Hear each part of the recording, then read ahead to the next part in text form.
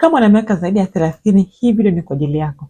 Leo nataka kuongelea malengo ya kifedha ambayo unatakiwa kuwa nayo kama una miaka zaidi ya 30. Kwanza, cha umuhimu zaidi ni kujua malengo ya kifedha ni nini na kwa nini uwe na malengo ya kifedha. Lazima uwe unajua kwamba mimi nataka kuishi maisha ya aina gani. Lazima ujue mimi nataka kuwa hapa baada ya miaka 5, baada ya miaka 10, baada ya miaka 15.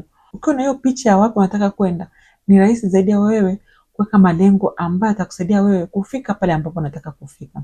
Malengo yanaweza yakawa muda mfupi au ya muda mrefu.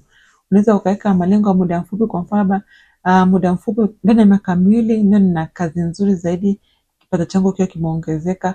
Ndani ya miaka 5, 10 ndio nimejenga, ndio naishi kwangu. Naweza nikawasomesha watoto wangu kwenye shule ya aina hii. Kwa hiyo ni muhimu zaidi kuwa na malengo ya kifedha ili uweze kuenda na kufika pale ambapo unataka kufika.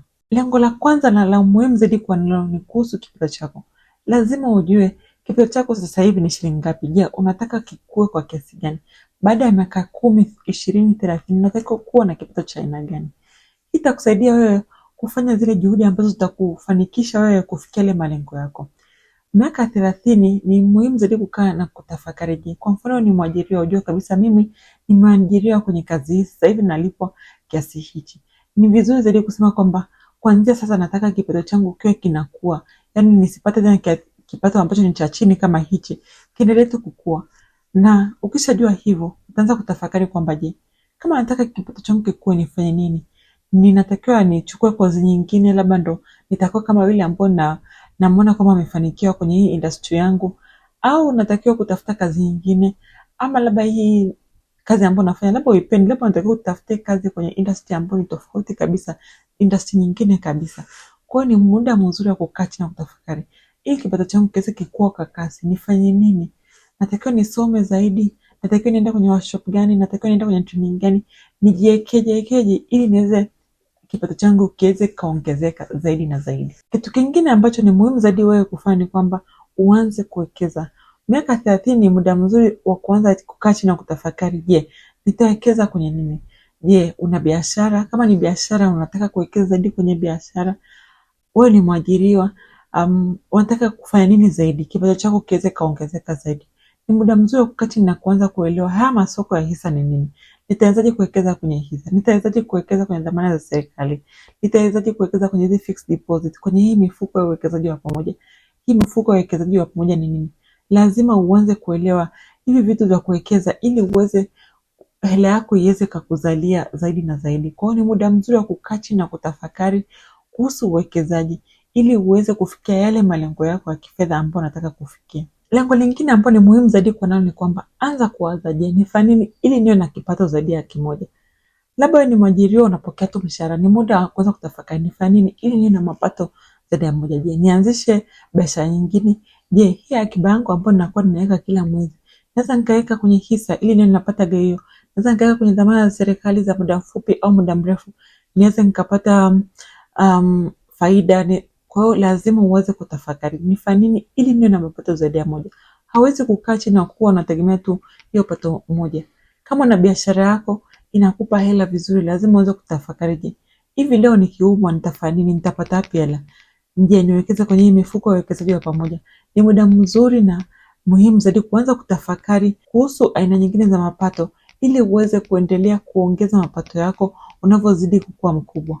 Jambo lingine la muhimu zaidi ni kwamba anza kutafakari jinsi ya kulipa ya madeni yako. Labda una madeni ya shule, ulikuwa unasomeshwa wakati ulikuwa chuo. Muda mzuri kuanza kulipa yale madeni haraka ili uache kuwa na madeni, uwe unaweka hela nyingi kwenye akiba yako. Ama labda umenunua gari, labda una mkopo wa gari, ni muda mzuri wa kuanza kutafakari, je, nifanye nini ili niweze nikalipa ili deni langu haraka inavyowezekana. Miaka 30 ni muda wa kutafakari kulipa madeni yetu haraka inawezekanavyo ili kuweza kufikisha ile malengo yetu ya kifedha ambayo tunataka kuyafikisha. Lengo lingine ni la muhimu zaidi la kutafakari ni kwamba, je, nitawezaje kulinda mali zangu? Je, nina bima? Je, nina bima ya afya? Nikiumwa leo itakuwaje? Nitafanya nini? Kwa hiyo ni muhimu zaidi kukaa chini na kutafakari, je, nina bima ambazo ninahitaji? Kama ni bima ya afya, kama ni bima ya gari, kama ni bima ya nyumba, ni muhimu zaidi kuwa na hizi bima. Hautaki kwamba kitu kikitokea ghafla uwekezaji wako wote inabidi uishe uuze vitu vyako vyote ili uende ukajitibu. Hapana, lazima uanze kuwekeza pia kwenye bima, ili kitu kikitokea kuna hela ambao utapewa ili iweze kukusaidia kwenye ile kitu. Na lengo lingine la muhimu zaidi la kuwa nao ni kwamba kwanza kujitayarisha kwa ajili ya kustaafu. Ni muda wa kwanza kutafakari, je, nikifika miaka 50, 60 nitakuwa napata wapi hela? Je, nimeanza kuwekeza kwa ajili ya kustaafu? Kwa sababu nitakuwa sina nguvu. Hii miaka 30 unaweza kukuta kwamba kipato chako nacho kimeanza kuongezeka, umeanza kuwa na ule ujuzi, kwa hiyo unapata hela. Kwa hiyo ni vizuri zaidi kuanza kuwekeza kwa ajili ya kustaafu. Kuna mambo mengi yanaweza katokea hapa ambao lazima tu na hela kwa ajili ya kutatua hizo changamoto. Kwa hiyo muda muhimu zaidi kwanza kutafakari, nataka kustaafu. Je, nataka nikistaafu niwe na nyumba aina gani? Labda hii nyumba ndio nataka labda kuwa na ghorofa, lakini kuwa na ghorofa kuna hela ambayo itahitajika kumaintain hiyo nyumba. Je, utakuwa na hela ya kutosha kwa ajili ya kumaintain hiyo nyumba? Kwa ni muda muhimu zaidi kukaa chini na kutafakari, nataka nistaafuje? Baada ya miaka 20 nataka niwe na hela kiasi gani? Unaanza kuwekeza kwa ajili ya kustaafu. Haya ndio yote kwa leo. Haya ndio mawazo yangu ya malengo mbalimbali ya kuwa nayo ukiwa na miaka 30 na kuendelea.